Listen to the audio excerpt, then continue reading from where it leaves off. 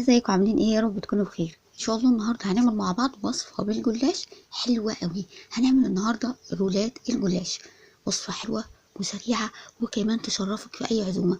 شكلها حلو قوي وكمان طعمها حلو جدا، مقرمشه من بره وطريه من جوه، وطعم بجد يا بنات مميز جدا.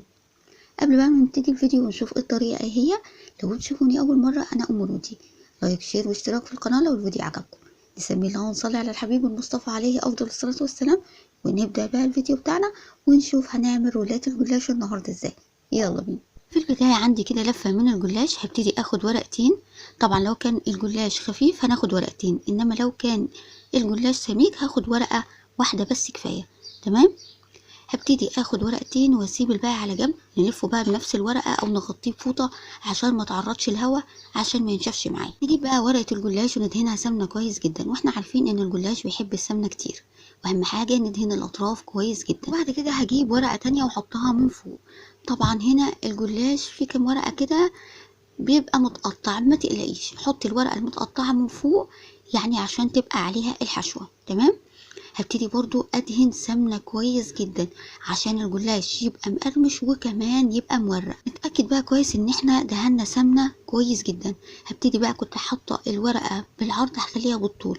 تمام. هبتدي بقى احط الحشوة اي حشوة انتوا عايزينها، لحمة متعصجة، فراخ متعصجة، زي ما تحبوا. تمام. انا بفضل دايما الجلاش بالفراخ. تمام. انت بقى زي ما تحبي. حطيت بقى الفراخ المتعصجة، هبتدي احط ميكس من الجبن.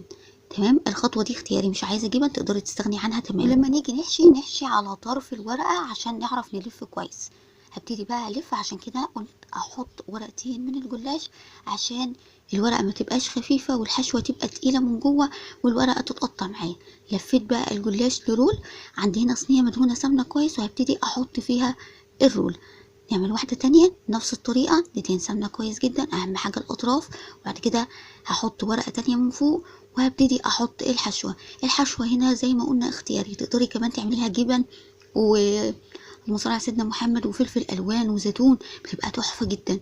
تقدري تحشيها بسطرمة وجبن، عصاج لحمة، عصاج فراخ، اللي انت تحبيه. أنا دايما بفضل الجلاش بالفراخ، بحس طعمه بيبقى أحلى.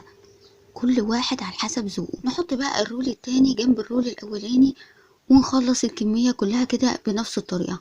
بعد ما خلصت الكمية ابتديت ان انا ادهن وش رولات الجلاش بالسمنة كويس جدا. هتقولوا السمنة كتير، الجلاش بيحب السمنة كتير. بعد كده هبتدي اجهز الخليط او التشريبة اللي انا هسقي بيها الجلاش. عندي كوباية من الحليب، كمان عندي معلقة صغيرة من الملح، وكمان رشة من الفلفل الاسود، وعندي 5 معالق من السمنة او الزيت زي ما تحبوا.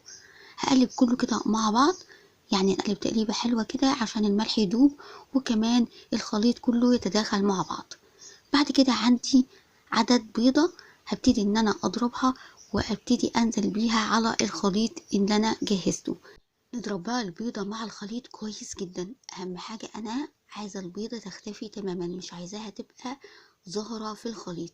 نضرب كده حوالي 5 دقايق كده لحد ما البيضة تختفي تماما. وبعد كده هنزل بقى بالخليط او التشريبة دي على الجلاش. حطيت كده حوالي نص الكمية وهبتدي ان انا اوزعها على الصينية كويس. اتأكدت خلاص ان هي اتوزعت، هبتدي اضيف الجزء التاني واوزعها برضو على الصينية كويس جدا. اهم حاجة التشريبة توصل لكل قطع الجلاش. بعد كده يا بنات هبتدي ان انا اقطع رولات الجلاش الحجم زي ما تحبوا. نيجي بقى للتسوية. مشغله الفرن على درجة حرارة عالية، يعني 200 درجة تقريبا.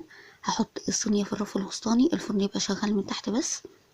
اول ما اتاكد ان هو اخد لون ذهبي من تحت هبتدي ان انا افتح الشواية ياخد لون ذهبي من فوق كمان. وده بقى يا بنات بيكون شكله بعد ما خرج من الفرن. شايفين شكله ازاي؟ ما شاء الله، اللهم بارك، شكله يفتح النفس. طبعا لو عايزينه طري، اول ما يخرج من الفرن هو وسخن هنبتدي نغطيه.